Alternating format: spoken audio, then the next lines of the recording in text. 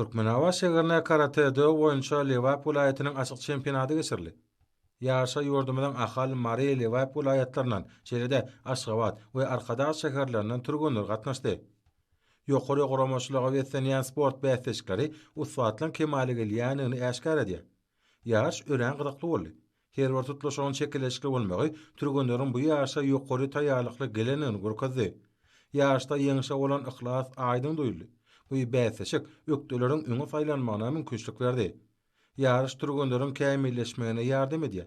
Çekileşikli sport bäsleşigi tejribe toplamak babatda da ähmetlidir. Uswatlyk artdyrmakda öz boşly emekdebe öwürleýän ýaşda esasy wezipä ýokary netijeleri gazanmak bolup durýar.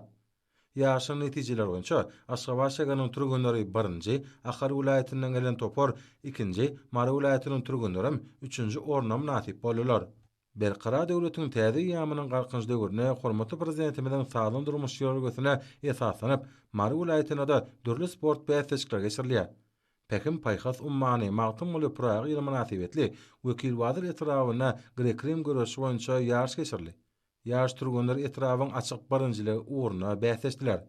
Demokratik partiýanyň wekil wazyr etrap komitetiniň we etrawyň beden terbiýe we sport bölüminiň bilelikde goramaklaryna geçirilen bu ýarış sağdan durmuş, batly geljek diýilip atlanyrly. Çekileşikli we dartgyny tutuşyklarda uswatlykdan görkezden turgunlar öňe saýlandy. Sağdan durmuş ýolagalaryna esaslanyp guralan sport bäsleşigi ören çekileşikli häsiýete eýe boldy. Aşgabat şäheriniň beden terbiýe we sport baradaky baş müdiri tarapyndan geçirilen ýarışlara ruhunetlik mahsus boldy.